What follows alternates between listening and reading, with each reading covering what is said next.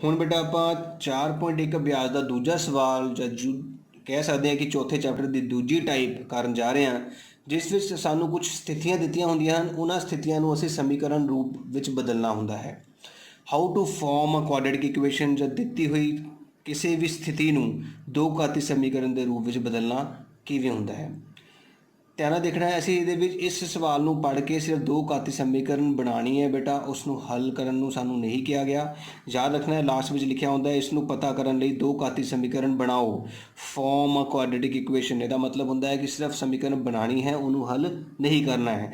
ਜਦੋਂ ਇਹ ਨਹੀਂ ਲਿਖਿਆ ਹੁੰਦਾ ਸਿਰਫ ਇਹ ਕਰਨਾ ਚੌੜਾਈ ਪਤਾ ਕਰੋ, ਫਿਰ ਅਸੀਂ ਪੂਰਾ ਹੱਲ ਕੱਢਣਾ ਹੁੰਦਾ ਹੈ।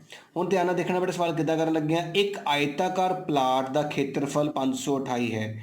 ਮੈਂ ਇੱਕ ਆਇਤਾਕਾਰ ਪਲਾਟ ਬਣਾਤਾ ਹੈ, ਧਿਆਨ ਨਾਲ ਦੇਖਣਾ। ਇੱਕ ਆਇਤ ਬਣਾਈ ਹੈ ਤੁਹਾਡੇ ਸਾਹਮਣੇ, ਇਹ ਆਇਤਾਕਾਰ ਪਲਾਟ ਹੈ। ਇਸ ਦੀ ਇਹ ਲੰਬਾਈ ਹੁੰਦੀ ਹੈ, ਇਹ ਚੌੜਾਈ, ਲੈਂਥ ਤੇ ਬ੍ਰੈਥ। ਉਸਨੇ ਕੀ ਕਿਹਾ ਹੈ, ਇਸ ਦਾ ਖੇਤਰਫਲ, ਸਾਨੂੰ ਖੇਤਰਫਲ ਮਿਲ ਚੁੱਕਾ ਹੈ ਜਿਸ ਨੂੰ ਆਪਾਂ ਏਰੀਆ ਬੋਲਦੇ ਹਾਂ, ਉਹ 528 ਸਾਨੂੰ ਦਿੱਤਾ ਗਿਆ ਹੈ। ਕਹਿੰਦਾ ਹੈ ਪਲਾਟ ਦੀ ਲੰਬਾਈ, ਆਹ ਤੁਹਾਡੇ ਕੋਲ ਲੰਬਾਈ ਹੈ, ਇਹ ਤੁਹਾਡੇ ਕੋਲ ਚੌੜਾਈ ਹੈ ਜਿਸ ਨੂੰ ਆਪਾਂ ਲੈਂਥ ਤੇ ਬ੍ਰੈਥ ਕਹਿ ਦਿੰਦੇ ਹਾਂ। ਪਲਾਟ ਦੀ ਲੰਬਾਈ ਚੌੜਾਈ ਦੇ ਦੁੱਗਣੇ ਤੋਂ, ਪਹਿਲਾਂ ਚੌੜਾਈ ਤਾਂ ਪਤਾ ਹੀ ਨਹੀਂ, ਮੰਨ ਲੈਂਦੇ ਹਾਂ ਚੌੜਾਈ ਸਾਡੇ ਕੋਲ x ਹੈ। ਮੰਨ ਲਿਆ ਚੌੜਾਈ ਕਿੰਨੀ ਹੈ, x ਹੈ। ਤਾਂ ਹੁਣ ਲੰਬਾਈ ਕਿੰਨੀ ਕਹਿ ਰਿਹਾ ਉਹ, ਚੌੜਾਈ ਦੇ ਦੁੱਗਣੇ ਤੋਂ ਇੱਕ ਵੱਧ। ਮਤਲਬ ਲੰਬਾਈ ਕਿੰਨੀ ਹੋਏਗੀ, ਚੌੜਾਈ ਜੋ ਮੰਨੀ ਗਈ ਉਹਦਾ ਦੁੱਗਣਾ ਹੋ ਗਿਆ 2x ਤੋਂ ਇੱਕ ਵੱਧ। ਮੇਰੀ ਗੱਲ ਨੂੰ ਫੋਲੋ ਕਰ ਰਹੇ ਹੋ, ਸਮਝ ਆ ਰਹੀ ਹੈ ਕਿ ਉਸਨੇ ਕਿਹਾ ਕਿ ਲੰਬਾਈ ਚੌੜਾਈ ਦੇ ਦੁੱਗਣੇ ਤੋਂ ਇੱਕ ਵੱਧ। ਹੁਣ ਚੌੜਾਈ ਤਾਂ ਸਾਨੂੰ ਪਤਾ ਹੀ ਨਹੀਂ, ਇਹਦਾ ਮਤਲਬ ਲੰਬਾਈ ਚੌੜਾਈ ਦੇ ਉੱਤੇ ਡਿਪੈਂਡ ਕਰਦੀ ਹੈ। ਸਭ ਤੋਂ ਪਹਿਲਾਂ ਸਾਨੂੰ ਚੌੜਾਈ ਮੰਨਣੀ ਪਏਗੀ। ਅਸੀਂ ਚੌੜਾਈ ਦੇ ਵਿੱਚ x ਮੰਨ ਲਿਆ ਹੈ, ਤਾਂ ਲੰਬਾਈ ਹੋਈ ਚੌੜਾਈ ਦਾ ਦੁੱਗਣਾ। ਕਿਸੇ ਦਾ ਦੁੱਗਣਾ ਮਤਲਬ 2 ਨਾਲ ਗੁਣਾ, x ਦਾ ਦੁੱਗਣਾ 2x ਵਿੱਚ ਇੱਕ ਵੱਧ ਜਮਾ 1। ਲੱਗੀ ਗੱਲ ਸਮਝ। ਤੇ ਹੁਣ ਅਸੀਂ ਕੀ ਲਿਖਾਂਗੇ, ਮੰਨ ਲਓ ਲੰਬਾਈ, ਚੌੜਾਈ ਮੰਨੀ ਹੈ, ਸੌਰੀ ਚੌੜਾਈ ਕਿੰਨੀ ਹੈ, x ਮੀਟਰ ਹੈ, ਤਾਂ ਲੰਬਾਈ ਕਿੰਨੀ ਹੋਏਗੀ, ਕੁਐਸਚਨ ਦੇ ਮੁਤਾਬਕ ਚੌੜਾਈ ਦੇ ਦੁੱਗਣੇ ਤੋਂ ਇੱਕ ਵੱਧ। ਲੱਗੀ ਗੱਲ ਸਮਝ। ਹੁਣ ਖੇਤਰਫਲ ਸਾਨੂੰ ਦਿੱਤਾ ਗਿਆ ਹੈ 528 ਮੀਟਰ ਦੀ ਘਾਤ 2 ਦਿੱਤਾ ਨਾ ਖੇਤਰਫਲ। ਤੇ ਸਾਰਿਆਂ ਨੂੰ ਆਇਤ ਦੇ ਖੇਤਰਫਲ ਦਾ ਫਾਰਮੂਲਾ ਪਤਾ ਹੈ, ਲੰਬਾਈ ਗੁਣਾ ਚੌੜਾਈ। ਇਹਦਾ ਮਤਲਬ ਲੰਬਾਈ ਤੇ ਚੌੜਾਈ ਨੂੰ ਕੀਤੀ ਜਾਵੇਗੀ ਗੁਣਾ ਤੇ ਬਰਾਬਰ ਰੱਖਿਆ ਜਾਏਗਾ 528 ਦੇ। ਦੱਸੋ ਸਮਝ ਆਈ ਕਿ ਨਹੀਂ ਆਈ। ਧਿਆਨ ਨਾਲ ਸੁਣਨਾ ਹੈ।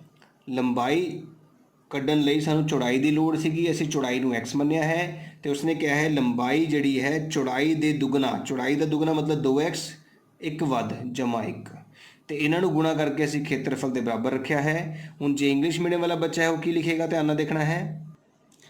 ਇੰਗਲਿਸ਼ ਮੀਡੀਅਮ ਵਾਲੇ ਨੇ ਚੌੜਾਈ ਮਤਲਬ ਬ੍ਰੈਥ, ਉਹਨੇ ਲੈਟ ਕਰ ਲਿਆ ਹੈ ਕਿ ਬ੍ਰੈਥ ਜਿਹੜੀ ਹੈ ਉਹ x ਮੀਟਰ ਹੈ, ਤਾਂ ਲੈਂਥ ਕਿੰਨੀ ਹੋਏਗੀ। क्वेश्चन कह रहा है, ध्यान ਨਾਲ देखो, लेंथ ऑफ प्लॉट इस का मतलब ਕੀ ਹੁੰਦਾ ਹੈ, इक्वल टू 1 मोर। 1 मोर ਦਾ मतलब 1 plus 1 more twice of breadth मतलब 2x। ਗੱਲ ਉੱਥੇ ਹੀ ਆ ਗਈ ਨਾ देखो। ਤੇ ਸਾਨੂੰ ਏਰੀਆ ਦਿੱਤਾ ਹੋਇਆ ਹੈ, ਏਰੀਆ ਕਿੰਨਾ ਹੈ 528।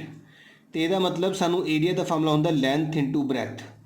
x ਤੇ 1 + 2x ਨੂੰ ਗੁਣਾ ਕਰਨੀ ਹੈ ਤੇ ਕਿਹਦੇ ਬਰਾਬਰ ਰੱਖਣਾ ਹੈ 528। ਤੁਸੀਂ ਦੇਖ ਸਕਦੇ ਹੋ ਇੱਥੇ ਤੱਕ ਸਾਡਾ ਸੇਮ ਕੰਮ ਹੋ ਚੁੱਕਾ ਹੈ। ਹੁਣ ਅਸੀਂ ਗੁਣਾ ਕਰਨ ਜਾ ਰਹੇ ਹਾਂ ਜੋ ਕਿ ਦੋਨਾਂ ਲਈ ਸਾਂਝਾ ਹੋਵੇਗਾ।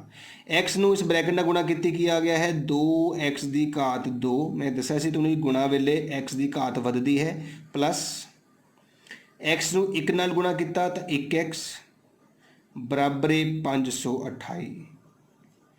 फिर की आ गया 2x ਦੀ 2 ਜਮਾ 1x ਮਾਈਨਸ 528 ਬਰਾਬਰ 0। ਇਹ ਤੁਹਾਡੀ ਦੋ ਘਾਤੀ ਸਮੀਕਰਨ ਤਿਆਰ ਹੋ ਗਈ ਹੈ। ਇਹੀ ਤੁਹਾਡਾ ਆਨਸਰ ਹੋਏਗਾ। ਧਿਆਨ ਰੱਖ ਲਓ ਬੇਟਾ, ਇਹ 3 ਲਾਈਨਾਂ ਜਿਹੜੀਆਂ ਮੈਂ ਤੁਹਾਨੂੰ ਦਿਖਾਈਆਂ ਹੈ ਇਹ ਇੰਗਲਿਸ਼ ਤੇ ਪੰਜਾਬੀ ਮੀਡੀਅਮ ਲਈ ਵੱਖਰੀਆਂ ਹਨ। ਬਾਕੀ ਸਾਰਾ ਸਵਾਲ ਜਿਹੜਾ ਦੇਖ ਲਓ ਤੁਸੀਂ ਸੇਮ ਬਣਾਉਣ ਤੋਂ ਬਾਅਦ ਇਹ ਦੋਨੋਂ ਲਾਈਨਾਂ ਤੁਹਾਨੂੰ ਦੋਨਾਂ ਲਈ ਸੇਮ ਹੀ ਹਨ। ਉਮੀਦ ਹੈ ਤੁਹਾਨੂੰ ਸਮਝ ਆ ਰਿਹਾ ਹੋਵੇਗਾ। ਮੈਂ ਇੰਗਲਿਸ਼ ਵਿੱਚ ਵੀ ਸਮਝਾ ਰਿਹਾ ਹਾਂ ਅਤੇ ਪੰਜਾਬੀ ਵਿੱਚ ਵੀ ਸਮਝਾ ਰਿਹਾ। ਜੇ ਫਿਰ ਵੀ ਤੁਹਾਨੂੰ ਕੋਈ ਚੀਜ਼ ਪ੍ਰੋਬਲਮ ਦਿੰਦੀ ਹੈ ਤਾਂ ਕਮੈਂਟ ਬਾਕਸ ਦੇ ਵਿੱਚ ਜ਼ਰੂਰ ਲਿਖਿਓ ਕਿ ਇਹ ਫਲਾਣਾ ਕੁਐਸਚਨ ਜਿਹੜਾ ਸਾਨੂੰ ਸਮਝ ਨਹੀਂ ਲੱਗਾ ਹੈ। ਮੈਂ ਉਸ ਨੂੰ ਦੁਬਾਰਾ ਸਮਝਾਉਣ ਦੀ ਪੂਰੀ ਕੋਸ਼ਿਸ਼ ਕਰੂੰਗਾ। ਹੁਣ ਬੇਟਾ ਆਪਾਂ ਦੂਜੇ ਕੁਐਸਚਨ ਦਾ ਦੂਜਾ ਭਾਗ ਕਰ ਰਹੇ ਹਾਂ। ਲਗਾਤਾਰ ਧਨਾਤਮਕ ਸੰਪੂਰਨ ਸੰਖਿਆਵਾਂ। ਸਭ ਤੋਂ ਪਹਿਲਾਂ ਇਹਦਾ ਮਤਲਬ ਸਮਝੋ। ਲਗਾਤਾਰ ਧਨਾਤਮਕ ਸੰਪੂਰਨ ਸੰਖਿਆਵਾਂ। ਲਗਾਤਾਰ ਦਾ ਮਤਲਬ 1 ਤੋਂ ਬਾਅਦ 2, 2 ਤੋਂ ਬਾਅਦ 3, 3 ਤੋਂ ਬਾਅਦ 4। ਲਗਾਤਾਰ। ਧਨਾਤਮਕ ਮਤਲਬ ਪੋਜ਼ੀਟਿਵ, ਪਲੱਸ ਦੀਆਂ, ਮਾਈਨਸ ਦੀ ਨਹੀਂ ਹੈ। ਸੰਪੂਰਨ ਮਤਲਬ 0, 1, 2, 3, 4 ਸਾਰੀਆਂ ਹੋ ਸਕਦੀਆਂ ਹਨ ਸੰਖਿਆਵਾਂ। ਇੰਗਲਿਸ਼ ਵਿੱਚ ਕੀ ਕਹਿ ਰਿਹਾ ਹੈ? ਕੌਨਜ਼ੀਕਿਊਟਿਵ। ਲਗਾਤਾਰ ਨੂੰ ਕਹਿੰਦੇ ਕੌਨਜ਼ੀਕਿਊਟਿਵ ਪੋਜ਼ੀਟਿਵ ਇੰਟੀਜਰਸ। ਇਹ ਧਿਆਨ ਰੱਖਣਾ, ਜਦੋਂ ਵੀ ਤੁਹਾਡੇ ਕੋਲ ਲਗਾਤਾਰ ਧਨਾਤਮਕ ਸੰਪੂਰਨ ਸੰਖਿਆਵਾਂ ਜਾਂ ਕੌਨਜ਼ੀਕਿਊਟਿਵ ਪੋਜ਼ੀਟਿਵ ਇੰਟੀਜਰਸ ਆ ਜਾਵੇ ਤਾਂ ਤੁਸੀਂ ਹਮੇਸ਼ਾ 2 ਅੱਖਰ ਜਿਹੜੇ ਮੰਨਣੇ ਹਨ, ਧਿਆਨ ਰੱਖਣਾ, ਯਾਦ ਕਰ ਲੈਣਾ। ਇੱਕ x ਹੋਏਗਾ ਅਤੇ ਇੱਕ x ਪਲੱਸ 1, ਕਿਉਂਕਿ ਲਗਾਤਾਰ ਦੇ ਵਿੱਚ 2 ਤੋਂ ਬਾਅਦ 3 ਆਉਂਦਾ ਹੈ। 2 ਤੋਂ ਬਾਅਦ ਕਿੰਨਾ ਆਉਂਦਾ? ਦੇਖੋ 3 ਆਉਂਦਾ ਨਾ, ਅਤੇ 2 ਦੇ ਵਿੱਚ ਕਿੰਨੇ ਜੋੜ ਕੇ 3 ਬਣਦੇ ਆ? 1। ਇਸ ਕਰਕੇ ਪਹਿਲਾ ਅੱਖਰ ਅਗਰ 2x ਹੈ ਅਤੇ ਅਗਲਾ ਬਣਾਉਣ ਲਈ ਸਾਨੂੰ ਉਹਦੇ ਵਿੱਚ 1 ਜੋੜਨਾ ਹੋਏਗਾ। ਅਤੇ ਜਦੋਂ ਵੀ ਲਗਾਤਾਰ ਧਨਾਤਮਕ ਸੰਪੂਰਨ ਸੰਖਿਆਵਾਂ ਆ ਜਾਣ ਤਾਂ x ਅਤੇ x ਪਲੱਸ 1 ਲੈਣਾ ਹੈ। ਲੇਕਿਨ ਜੇਕਰ ਇਹਨਾਂ ਵਿੱਚ ਜਿਸਤ ਜਾਂ ਟਾਂਕ ਦੀ ਗੱਲ ਆ ਜਾਵੇ, ਈਵਨ ਜਾਂ ਔਡ ਨੰਬਰਸ ਦੀ ਗੱਲ ਆ ਜਾਏ, ਬੇਟਾ ਧਿਆਨ ਰੱਖਣਾ ਹੈ। ਜਿਸ ਸੰਖਿਆਵਾਂ ਵਿੱਚ ਬੇਟਾ 2 ਤੋਂ ਬਾਅਦ 4 ਆਉਂਦਾ ਹੈ, ਪਹਿਲਾਂ 2 ਆਉਂਦਾ ਹੈ, ਫਿਰ ਕੀ ਆਉਂਦਾ ਹੈ? 4 ਆਉਂਦਾ ਹੈ। ਅਤੇ ਪਹਿਲੇ ਅੱਖਰ ਦੇ ਵਿੱਚ ਕਿੰਨੇ ਜੋੜਨੇ ਪਏ? 2। ਅਤੇ ਉੱਥੇ ਤੁਸੀਂ ਪਹਿਲਾ ਅੱਖਰ x ਮੰਨਣਾ ਹੈ, ਦੂਜਾ ਅੱਖਰ x ਜਮਾ 2 ਮੰਨਣਾ ਹੈ। ਇਹ ਧਿਆਨ ਰੱਖਿਓ। ਅਤੇ ਔਡ ਜਾਂ ਟਾਂਕ ਸੰਖਿਆਵਾਂ ਹੁੰਦੀਆਂ ਨੇ 1 ਤੋਂ ਬਾਅਦ 3। ਇੱਥੇ ਵੀ ਪਹਿਲੀ ਸੰਖਿਆ ਜੇ x ਹੈ ਤਾਂ ਦੂਜੀ ਬਣਾਉਣ ਲਈ 1 ਵਿੱਚ ਫਿਰ 2 ਹੀ ਜੋੜਨੇ ਪੈ ਰਹੇ। ਇਹਦਾ ਮਤਲਬ ਚਾਹੇ ਜਿਸਤ ਆਵੇ, ਚਾਹੇ ਟਾਂਕ, ਚਾਹੇ ਈਵਨ, ਚਾਹੇ ਔਡ, ਹਮੇਸ਼ਾ ਤੁਸੀਂ x ਅਤੇ x ਜਮਾ 2 ਹੀ ਲੈਣਾ ਹੈ। ਲੇਕਿਨ ਜੇ ਨਾ ਜਿਸਤ ਲਿਖਿਆ ਨਾ ਟਾਂਕ ਲਿਖਿਆ, ਸਿਰਫ ਸੰਪੂਰਨ ਸੰਖਿਆਵਾਂ ਲਿਖਿਆ ਹੈ ਅਤੇ ਫਿਰ x ਅਤੇ x ਜਮਾ 1 ਲੈਣਾ ਹੈ। ਇਹ 3 ਚੀਜ਼ਾਂ ਤੁਹਾਨੂੰ ਚੰਗੇ ਤਰੀਕੇ ਨਾਲ ਪਤਾ ਹੋਣੀ ਚਾਹੀਦੀਆਂ, ਤਾਂ ਹੀ ਤੁਸੀਂ ਸਵਾਲ ਦੇ ਵਿੱਚ ਕੋਈ ਗਲਤੀ ਨਹੀਂ ਕਰੋਗੇ। ਸਮਝ ਲੱਗ ਗਈ? ਜਿਸਤ ਜਾਂ ਟਾਂਕ ਲਿਖਿਆ ਆ ਜਾਵੇ, ਈਵਨ ਜਾਂ ਔਡ ਨੰਬਰਸ ਲਿਖੇ ਆ ਜਾਣ, ਤਾਂ ਉਸ ਵੇਲੇ ਤੁਸੀਂ ਕਿਹੜੇ ਲੈਟ ਕਰਨੇ ਆ? x ਅਤੇ x ਜਮਾ 2। 2 ਦਾ ਫਰਕ ਲੈਣਾ ਹੈ, ਕਿਉਂਕਿ ਜਿਸ ਸੰਖਿਆਵਾਂ ਜਾਂ ਟਾਂਕ ਸੰਖਿਆਵਾਂ ਵਿੱਚ 2 ਦਾ ਫਰਕ ਹੁੰਦਾ ਹੈ। 2 ਤੋਂ ਬਾਅਦ 4 ਆਉਂਦਾ ਨਾ। ਲੇਕਿਨ ਲਗਾਤਾਰ ਸੰਪੂਰਨ ਸੰਖਿਆਵਾਂ ਲਿਖੀਆਂ ਨੇ, ਇਹਦੇ ਵਿੱਚ ਜਿਸਤ ਟਾਂਕ ਨਹੀਂ ਹੈ। 1 ਤੋਂ ਬਾਅਦ 2 ਹੀ ਲਿਆਉਣਾ ਹੈ, 2 ਤੋਂ ਬਾਅਦ 3 ਲਿਆਉਣਾ ਹੈ। ਇਹਦਾ ਮਤਲਬ 1 ਵਧਾਉਣਾ ਹੈ। ਇਸ ਕਰਕੇ x ਅਤੇ x ਜਮਾ 1 ਲਵਾਂਗੇ। ਹੁਣ ਸਾਡੇ ਕੋਲ ਨਾ ਜਿਸਤ ਲਿਖਿਆ, ਨਾ ਟਾਂਕ ਲਿਖਿਆ, ਨਾ ਈਵਨ, ਨਾ ਔਡ। ਇਸ ਕਰਕੇ ਅਸੀਂ ਜਿਹੜੀ 2 ਸੰਖਿਆਵਾਂ ਮੰਨਾਂਗੇ, ਕਿਹੜੀ ਮੰਨਾਂਗੇ? x ਅਤੇ x ਜਮਾ 1। ਤਾਂ ਮੰਨ ਲਓ ਸੰਖਿਆਵਾਂ ਕਿਹੜੀਆਂ? x ਅਤੇ x ਜਮਾ 1 ਹੋਣਗੀਆਂ। ਅਤੇ ਉਹ ਕਹਿ ਰਹੇ ਕਿ ਇਹਨਾਂ ਦੋਨਾਂ ਦਾ ਕੀ ਕਰਨਾ ਹੈ? ਗੁਣਨਫਲ ਕਰਨਾ ਹੈ। ਇਹਦਾ ਮਤਲਬ x ਅਤੇ x ਜਮਾ 1 ਨੂੰ ਗੁਣਾ ਕਰਨੀ ਹੈ ਅਤੇ ਕਿਹਦੇ ਬਰਾਬਰ ਲਿਖਣਾ ਹੈ ਬੇਟਾ? 306 ਦੇ। ਆਈ ਗੱਲ ਸਮਝ?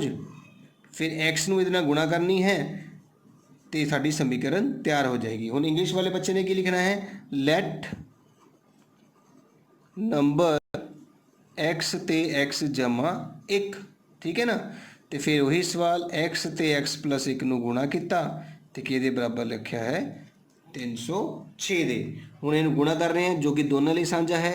x ਨੂੰ x ਨਾਲ ਗੁਣਾ ਕੀਤਾ, x ਦੀ ਘਾਤ 2 ਜਮਾ x ਨੂੰ 1 ਨਾਲ ਕੀਤਾ, x ਬਰਾਬਰ 306।